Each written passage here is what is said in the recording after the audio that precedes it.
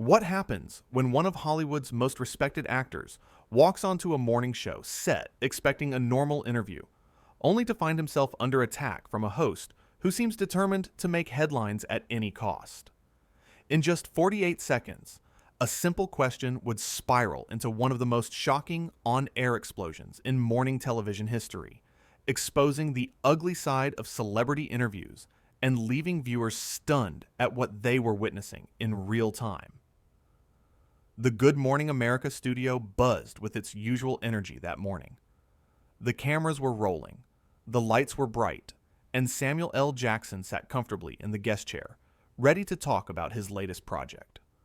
Across from him sat Michael Strahan, flanked by Robin Roberts and George Stephanopoulos at the anchor desk. Everything seemed normal. Everything seemed fine. But beneath the surface, something was about to go very, very wrong. Michael Strahan started the interview with what seemed like a standard opening. "So, Samuel, thanks for being here. We're excited to talk about your new film." Samuel nodded, smiling warmly at the panel and the audience watching from home. "Happy to be here. Always good to be back on Good Morning America." But then Strahan's tone shifted. There was an edge to his voice that hadn't been there seconds before. "Before we get into that, I gotta ask you something that's been on everyone's mind. There's been some talk about your career choices lately. Some people are saying you're just taking any role that comes your way now. You know, for the paycheck." The studio went quiet. Robin Roberts shifted uncomfortably in her seat. George Stephanopoulos glanced over at Strahan with a look that said he hadn't expected this line of questioning either. Samuel's smile faded, replaced by something harder, something less patient. "I'm sorry, what?" Samuel asked, his voice measured but with an unmistakable warning underneath. "Did you just accuse me of selling out?"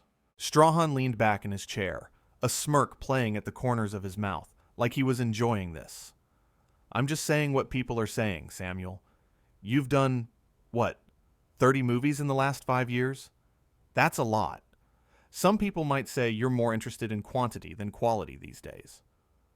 Robin Roberts jumped in, trying to smooth things over. "Michael, I don't think that's what our viewers are really interested in hearing about. Samuel, your new film looks absolutely incredible and—" But Strahan cut her off. No, Robin. I think people want honesty. They want real talk. That's what this show is about, right? Real conversations?" Samuel L. Jackson's jaw tightened. His hands gripped the armrests of his chair. Anyone who knew him, anyone who had watched his career for the past 3 decades, knew that look. It was the same look he gave right before he delivered the most intense scenes in his films. But this wasn't a movie. This was real. "Let me tell you something," Samuel said, his voice low and controlled.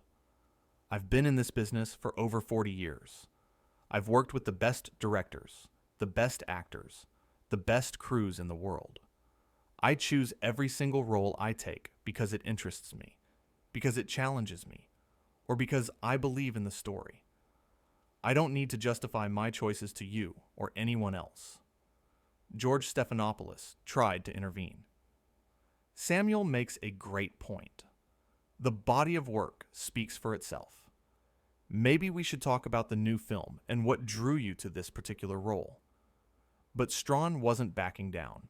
In fact, he seemed emboldened, like he thought he was winning some kind of battle. "Come on, Samuel.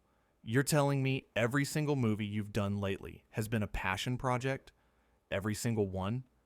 Even the ones that went straight to streaming? Even the ones nobody's heard of?" The audience in the studio was dead silent now. This wasn't the friendly morning show banter they'd come to see.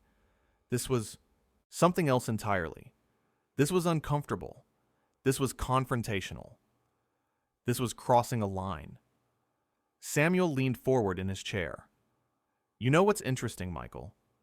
You sitting here, judging my career, when you went from playing football to hosting a morning show to doing game shows. Tell me, was that all passion? Or were some of those decisions about the paycheck too?" Robin Roberts put her hand to her forehead. This was spiraling out of control fast. Guys, maybe we should take a breath here and... No, Robin, Samuel said, not taking his eyes off Strahan. Let's talk about real conversations. Let's talk about respect. I came here this morning as a guest on your show. A guest. That means something. Or at least it used to. I didn't come here to be disrespected. I didn't come here to have my career questioned by someone who doesn't know the first thing about what I do or why I do it. Strahan's face was flushing now, but he pushed forward anyway. I'm just asking. Questions that people want answered, Samuel. If you can't handle a tough question, maybe you shouldn't be doing press. That was it. That was the moment everything broke. Samuel stood up from his chair. Not quickly, not dramatically, but deliberately. Slowly. He reached up and unclipped the microphone from his shirt. Tough questions, he said, his voice rising now. You think that was a tough question? That wasn't a tough question. That was disrespectful. That was insulting. And I don't have to sit here and take it. George Stephanopoulos stood up too, his hands out in a placating gesture. Samuel, please. I think there's been a misunderstanding here. Michael didn't mean to... Don't, Samuel said, pointing at George, but still looking at Strahan. Don't make excuses for him. He knew exactly what he was doing. He wanted to create a moment. He wanted to go viral. He wanted to be the guy who got under Samuel L. Jackson's skin. Well, congratulations, Michael. You did it. You got your moment. I hope it was worth it. Robin Roberts was out of her seat now, too, coming around the desk. Samuel, I am so sorry. This is not how we do things here. This is not what Good Morning America is about. Please, can we just start over? But Samuel was already backing away from the set. The camera operators didn't know what to do. Should they keep filming? Should they cut away? The producers in the control room were shouting into headsets, trying to figure out how to handle this unprecedented situation. Strahan finally stood up, but instead of apologizing, he doubled down. Oh, so now you're just going to walk off? That's real professional, Samuel. Real professional. Can't handle a little heat, so you run away. Samuel stopped. He turned back around, and the look on his face made everyone in the studio hold their breath. A little heat? Samuel's voice was quiet again, but somehow that made it more frightening. You want to talk about heat? Let me tell you about heat. Heat is standing on a set for 16 hours in 100-degree weather because you believe in the story you're telling. Heat is doing take after take after take until you get it right because you respect your craft and your audience. Heat is working your way up from small roles to leading roles over decades because you love what you do. What you did here today, that wasn't heat. That was just cheap. That was just petty. That was just a man trying to feel important by tearing down someone else. The other crew members on set were frozen. Nobody knew what to say. Nobody knew what to do. This wasn't in any script. This wasn't planned. This was raw and real and happening right in front of them. Robin Roberts tried one more time. Samuel, you're absolutely right. Michael was out of line. Way out of line. And I promise you, we will address this. But please, you're one of our favorite guests. You've been on this show so many times. Don't let one bad moment ruin that relationship. Samuel looked at Robin, and his expression softened slightly. Robin, I've always respected you. I've always respected George. You're professionals. You're good at what you do. But this? He gestured at Strahan. This ain't it, and I won't be part of it. Strahan crossed his arms over his chest. Fine. Leave then. We don't need you anyway. We've got plenty of other guests who aren't so sensitive. George Stephanopoulos turned to Strahan, his voice sharp. Michael, that's enough. Stop talking. Right now. But the damage was done. Samuel shook his head, a sad smile on his face. You know what the funny thing is? I actually like this show. I liked coming here. It was always fun, always respectful, always professional. But you just couldn't help yourself, could you, Michael? You had to try to make yourself look big by making me look small. The problem is, it doesn't work that way. When you disrespect a guest, you don't look tough. You don't look edgy. You just look insecure. A producer rushed on to the set, whispering urgently to the anchors. The commercial break was coming up, but they still had 3 minutes to fill. 3 very long, very awkward minutes. Strahan, realizing that this wasn't playing out the way he'd imagined, tried to change tactics. Look, Samuel, maybe I came on a little strong, but you've got to admit, people do have questions about... Stop, Samuel interrupted. Just stop. You're not sorry. You're just sorry it backfired. There's a difference. A big difference. And everyone watching at home can see it. They're not stupid. Robin Roberts put her hand on Samuel's arm. You're right. You're absolutely right. And I hope you know that Michael's behavior doesn't represent this show or this network. We've always tried to treat our guests with respect and dignity. Until today, Samuel said quietly. Until today. The tension in the studio was suffocating. The audience members who had come to watch a fun morning show were getting way more than they bargained for. Some looked shocked. Some looked uncomfortable. Some were whispering to each other, trying to process what they were seeing. George Stephanopoulos made one last attempt at damage control. Samuel, I'm adding my voice to Robin's. What happened here was wrong. It was inappropriate, and it won't happen again. I give you my word on that. If you're willing to stay, we would love to have you finish the interview and actually talk about your film, which is what we should have been doing all along. Samuel looked at George for a long moment.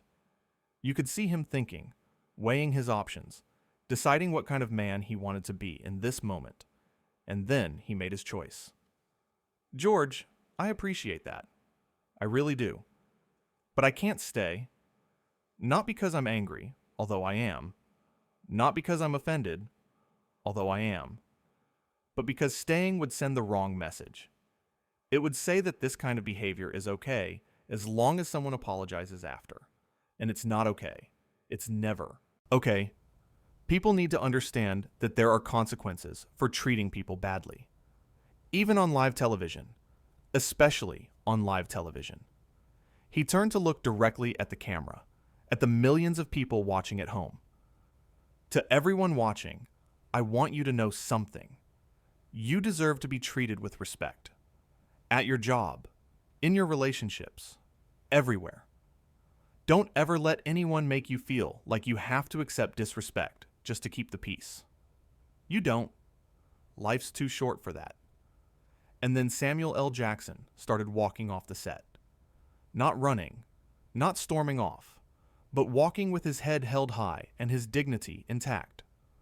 Robin Roberts looked like she wanted to cry. George Stephanopoulos looked furious, but was keeping it together for the cameras. And Michael Strahan stood there, finally realizing that he'd made a massive mistake. As Samuel reached the edge of the set, one of the cameramen called out to him, Mr. Jackson, just want to say, huge fan of your work. Always have been. Samuel stopped and turned, giving the cameraman a genuine smile. Thank you, man. I appreciate that. And, hey, keep doing what you're doing. You're good at your job. Real good. That small moment of kindness, of Samuel taking the time to acknowledge a crew member even as he was leaving under such difficult circumstances, said everything about who he was. It was the perfect contrast to what had just happened with Strahan. Michael Strahan finally seemed to grasp the full weight of what he'd done.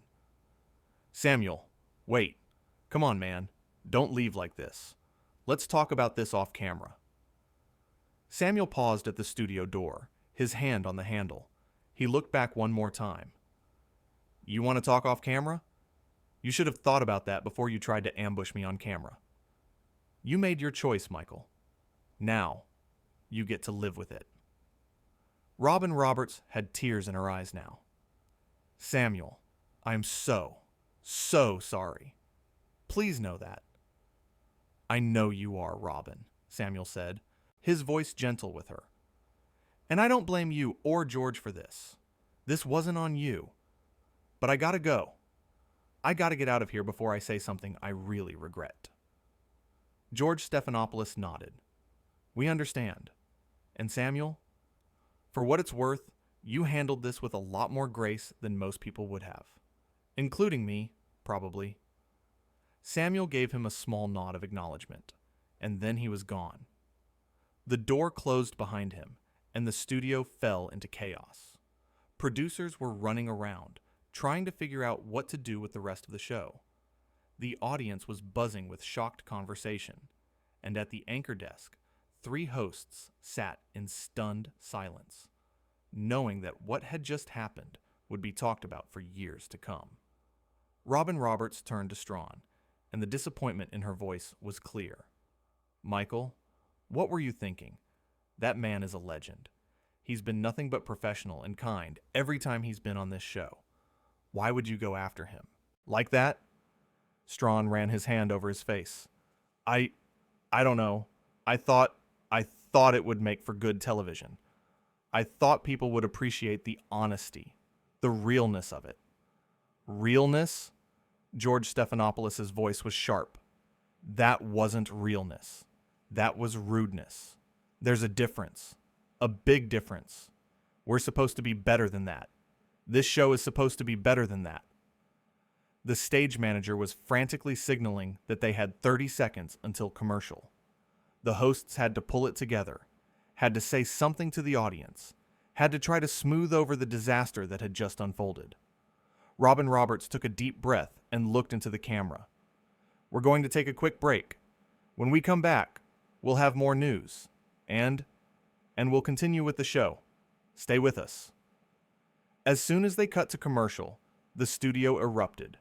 Producers were on their phones, presumably talking to network executives. Crew members were whispering, urgently to each other. And Michael Strahan sat at the anchor desk, finally understanding that he'd just made one of the biggest mistakes of his career. One of the producers came over to the desk, her face serious. Michael, we need to talk. Now. But before they could leave the set, Robin Roberts grabbed Strahan's arm. Do you understand what you just did? Do you understand the damage you just caused? Not just to Samuel, not just to yourself, but to this entire show? People trust us. They invite us into their homes every morning. And you just showed them that we don't respect our guests. You showed them that we're willing to ambush people for ratings. How do we come back from that? Michael Strahan looked shaken now. The bravado, the cockiness, the smirk from earlier were all gone. I messed up. I know I messed up. Messed up? George Stephanopoulos shook his head. Michael, this is beyond a mess up. This is a disaster. Samuel L. Jackson is one of the most respected actors in Hollywood. He's beloved by millions of people. And you just humiliated him on national television. Or at least you tried to. Because honestly, the only person who got humiliated here today was you. Those words hung in the air as the commercial break continued. Everyone on that set knew that something had fundamentally changed. This wasn't just another controversial interview that would blow over in a few days. This was different. This was a line that had been crossed, and there was no uncrossing it. When Samuel said that life's too short to accept disrespect, he was speaking from decades of experience. He'd been in the industry long enough to know what battles were worth fighting, and this one, clearly, was worth fighting. The 48 seconds it took for everything to go wrong served as a reminder of how quickly things can spiral. One question, one comment, one decision to push too far, and suddenly you're in territory you never intended to enter. But the damage was done.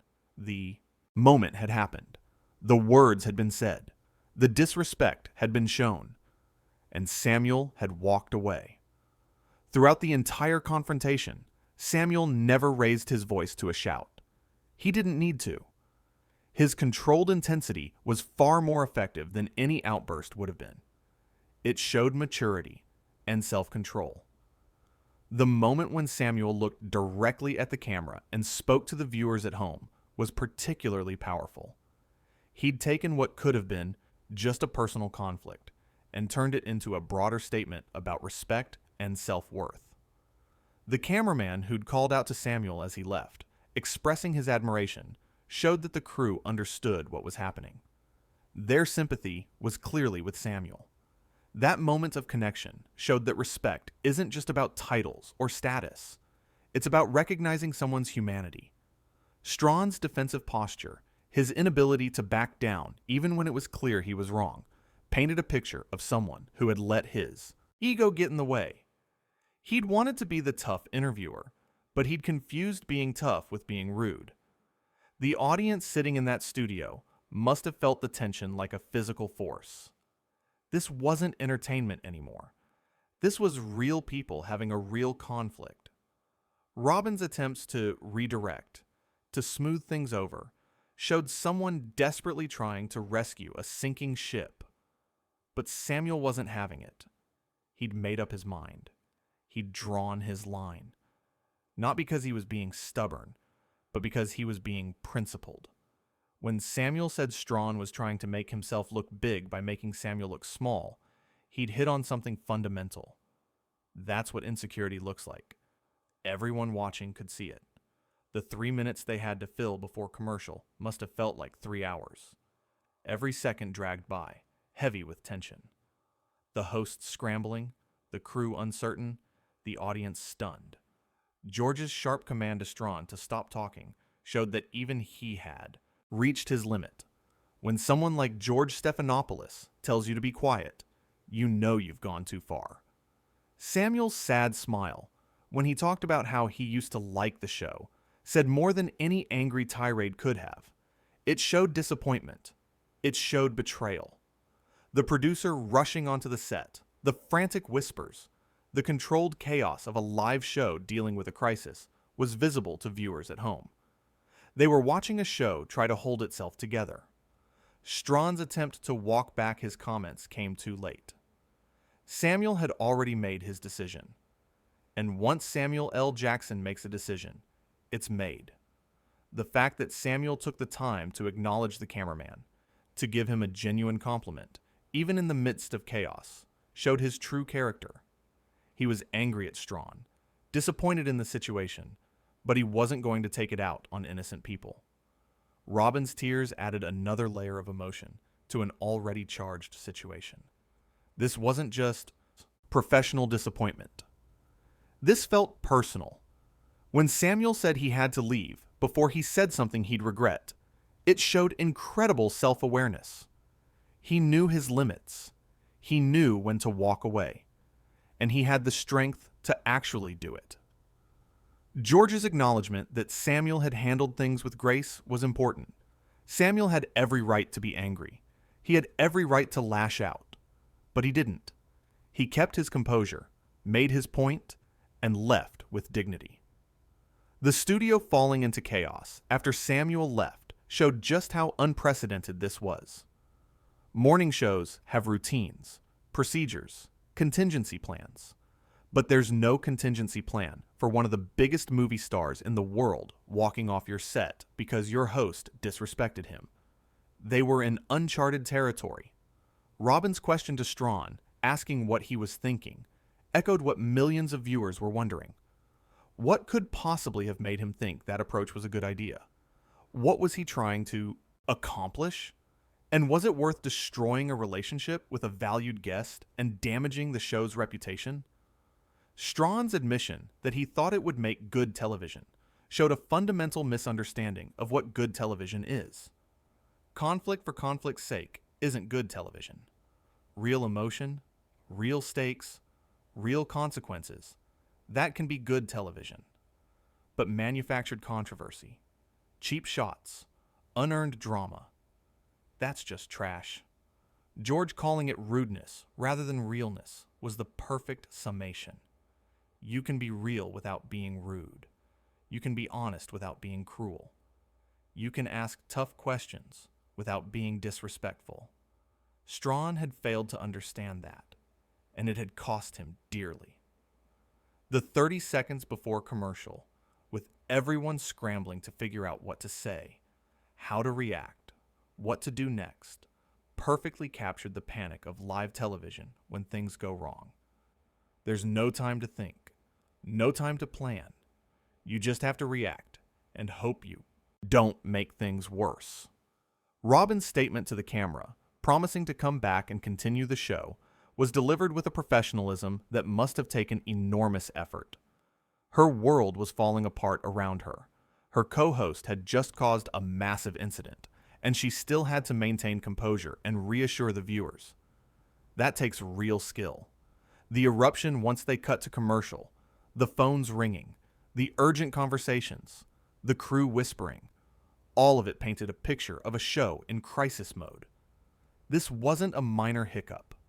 This was a full-blown disaster that would require serious damage control and probably some difficult conversations about how they'd let it happen.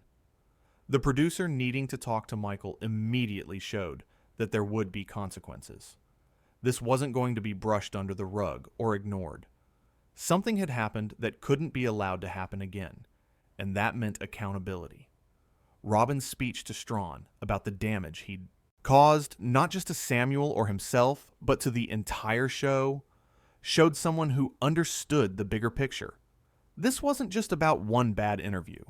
It was about trust, reputation, relationships built over years. And all of that had been jeopardized in a few minutes. Strahan's visible deflation, the loss of his earlier confidence, showed someone finally realizing the magnitude of his mistake. But realizing it after the fact doesn't undo the damage. The words had been said. The disrespect had been shown. Samuel had walked off. There was no taking any of that back. George's statement that the only person humiliated was Strahan himself was harsh, but accurate. Samuel had maintained his dignity throughout. He'd made his point clearly and powerfully. He'd stood up for himself. He'd walked away on his own terms. Strahan, on the other hand, had exposed himself as someone willing to mistreat a guest for ratings. And that's not a good look. The tension continuing throughout the rest of the show, never quite dissipating, showed that this wasn't something that could be fixed quickly or easily. The damage was done. The relationship was broken. The trust was shattered. And everyone on that set, and everyone watching at home, knew it. Samuel's message to viewers about deserving respect resonated because it was universal. It wasn't just about celebrity interviews, or Hollywood, or morning shows. It was about basic human dignity and the right to be treated well. And coming from someone who had just demonstrated that principle in action, it carried real weight. In those 48 seconds, from the first disrespectful question to the moment everything fell apart, an entire dynamic shifted. What was meant to be a promotional appearance became a lesson in boundaries and respect. What should have been easy publicity became a masterclass in standing up for yourself. And what could have been just another forgettable morning show segment became a moment that people would remember and discuss for years. That's what happens when respect collides with ego, when dignity meets disrespect, when someone finally says, enough is enough. The result isn't always pretty. It's often uncomfortable, but sometimes it's absolutely necessary. And on that morning, Samuel L. Jackson showed everyone watching exactly what it looks like to handle that moment with grace, strength, and unwavering self-respect.